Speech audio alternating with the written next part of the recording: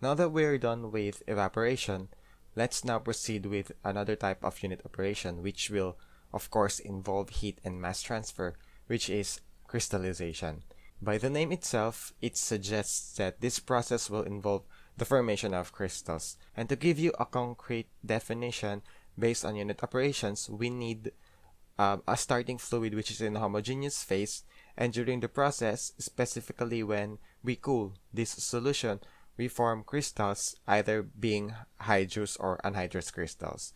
So you can read the other information from this module, but the main idea is that we have a homogeneous phase, and then during this crystallization process, we form crystals as product. Basically, the difference from evaporation is that in crystallization, our products are crystals or solids. Because in evaporation, remember, we have products as concentrated liquor.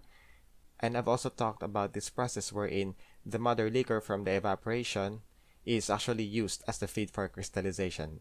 That's why when we have an unsaturated feed, then during crystallization, we will be attaining a saturated solution or a supersaturated solution. Now there are properties of crystals that we have to talk about, and the first one is the crystal geometry.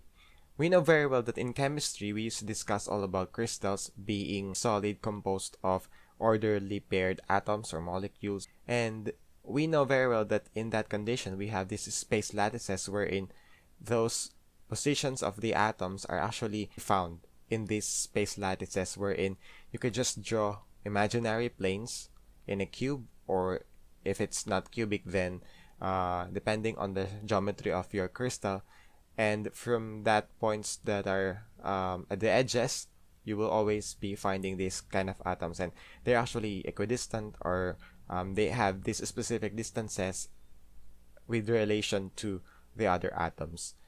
And we know very well that crystals can either be or can be classified in terms of its arrangement with respect to the axes and angles. So the first one is that the cubic system, the second one is the tetragonal system, the third one is the orthorhombic system, the fourth is the hexagonal, fifth monoclinic, sixth is the triclinic, and seven is the trigonal. Now, the definition of this, I will not be elaborating much into this because we've already discussed all about this when we were in first year or second year engineering. But the main idea is that it's just the concept of crystals being formed from the solution or from the process, and we're not be dealing much into this intramolecular forces or these space lattices, because technically that's more on the micro level of chemistry-ish idea of chemical engineering. So we'll be dealing much with what we call this equilibrium solubility, and of course the heat and energy balance, and of course material balance, because that's what chemical engineers do. So I'll be leaving you with the readings about this crystal geometry, and most probably I will not be including this in your exam. It's just another information for you, or something like additional information that you might want to remember. It's just that these actually add to the information that you already know. So I'll be talking about this equilibrium solubility, and this is very important in crystallization. Remember, usually the feed is unsaturated, meaning if there is an allowable amount of solute that can be dissolved in a certain solvent, the feed or the composition of that feed is not actually maximized, meaning if it is allowed to dissolve, let's say 500 grams of this solute in 1000 gram solvent, the feed would have something like 300 grams only, or 400 grams. It's just that it doesn't have the maximum amount of solute that can be dissolved in that solution or solvent. So basically, we call that unsaturated. But during this process, we know very well that during crystallization, it separates into crystals and then this liquor. We usually collectively call this liquor and the crystals as magma. Now, this magma, the liquor that's inside this magma, is actually saturated or at equilibrium. So being saturated means that if it's, for example, you have a certain number of solute that is allowed actually to be dissolved in that solvent, the liquor actually has that maximum amount. So typically that's saturated. And it is very important to note that in crystallization, when we have a saturated solution at a certain temperature, when we try to cool down that temperature, when we try to decrease the temperature from its feed, then we will attain a state wherein we call that the supersaturated state or supersaturation. This supersaturation drives the formation of crystals. That's very typical when you have, for example, a salt solution that you try to dissolve salt in a hot water, and then you can actually leave that hot solution of salt water, and then you will be able to find crystals upon cooling of that salt solution, because that's how it goes for what we call this supersaturation.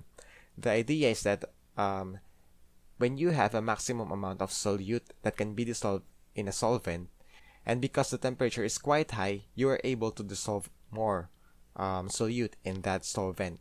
But when the temperature cools down, you will see that crystals are formed, because what happens is that as the solution cools down, the maximum allowable amount of solute that can be dissolved by the solvent decreases. And because the solute is actually dissolved right there, it's in there, it can't escape its phase. So basically, what happens is that crystals are formed, solids are actually formed because you're attaining supersaturation.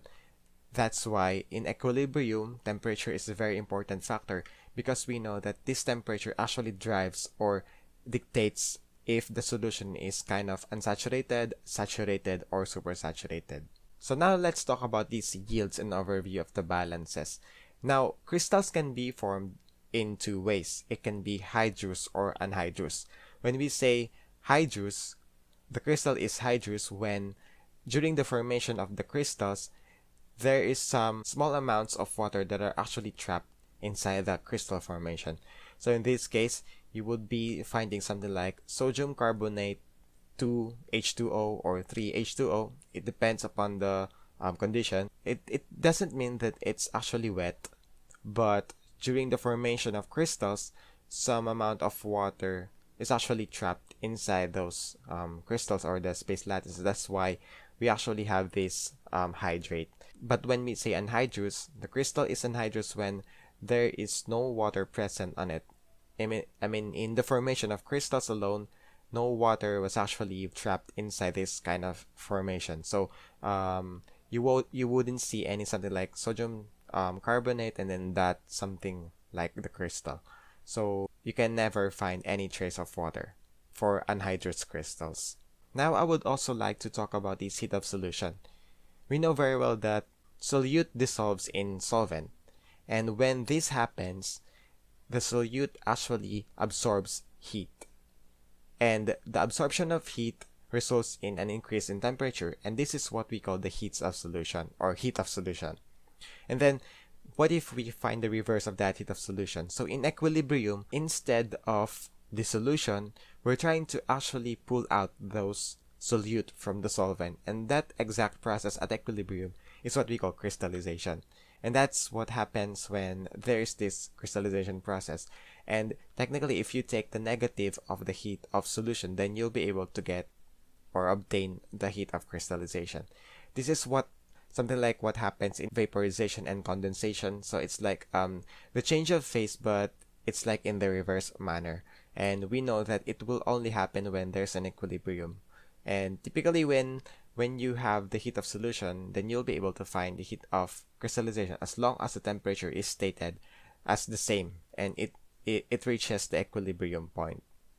Now the Paris Handbook has this heat of solution. You can check table 203 to 206 and you'll be able to find heat of solution for several inorganic compounds. There are also crystals there that are possible to be obtained from any crystallization process. Now let's talk about the equipment for crystallization. Unlike evaporators, there are three types of crystallizers wherein their balances or the material balance actually differ from each other. The first one is the supersaturation by cooling with negligible evaporation. So when you take the material balance of this type of crystallizer, the V, which is actually the vapor, is equal to 0. So basically, what you have is the liquor and then the crystals, or generally the magma. That's obtained from simple cooling during the process. And then the second one would be supersaturation. And remember, this term supersaturation exists because it's crystallization. You can never have this concept or term in evaporation because typically during this process you don't get any supersaturated product. So the next one is supersaturation produced by evaporation of the solvent with little or no cooling. So in this case, the the temperature stays the same, but evaporation is taking place. So in short, we have V, meaning V is not equal to 0. So it's like evaporation, just that there is no cooling in this process. And then the last one is combined cooling and then evaporation. So this happens by an adiabatic evaporator, vacuum crystallizer. So it's something like the combination of this. And in this video, we'll be dealing with 1 and 2 only. Okay. Now you might want to read about this equipment. These are just a description of each type of equipment, since some of these are just modifications based on the design. And I just want to talk about this scrape surface wherein we have this type of Swenson-Walker crystallizer, because this is one of the most common crystallizers used. So this works by supersaturation with negligible evaporation. So when we say Swenson-Walker crystallizer, we mean that the process has V equal to 0. Now we also have this Oslo crystallizer, and in this type of crystallization, we have this evaporation. So when we say an Oslo crystallizer is used, you have to expect that vapor comes out from this equipment. So that's just exactly what it is meant by the opposite equipment. Swenson-Walker without evaporation, Oslo with evaporation. Okay, so about this crystallization theory, the nucleation theories, and then this rate of crystal growth, and then the delta L law, I'll be discussing a little about this topic because this is actually more on the behavior of the crystals and not actually how it works in the chemical engineering unit operation process. So let me just give you an overview about these nucleation theories and this rate of crystal growth and delta L law. So when we say nucleation theories, there are actually 4 of them. The first one is the solubility and the crystal size, the homogeneous nucleation, contact nucleation, and then the nucleation in commercial crystallizers. So this is what happens in crystallization. Now for the first one, we have solubility and crystal size. According to this nucleation theory, as the surface area of the crystal becomes smaller, then the solubility of this crystal actually increases.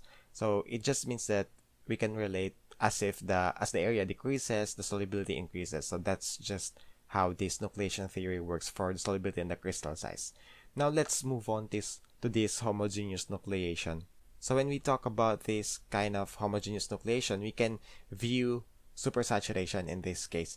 So if, for example, supersaturation actually has a very large amount, meaning the maximum amount of solute is exceeded with a very huge amount of solute, then during crystallization, we might see that the nucleus grows, and then during this growth, as the process proceeds, this nucleus would attach to the lattice of this crystal. During this process, nucleation has some kind of fixed rate. Now for contact nucleation, from the word itself, contact, so we're trying to like agitate a certain solution. So if you have a seed crystal and then more crystal solutions are actually having contact with that seed, then nucleation would start, or the crystal would grow. So that's the basic idea of what we call the contact nucleation. It's just that it's either we have this interference of the contacting agent, so that's the walls of the container or the agitator blade, and the second one would be the collisions between crystals themselves. So those are the 2 cases when we have contact nucleation.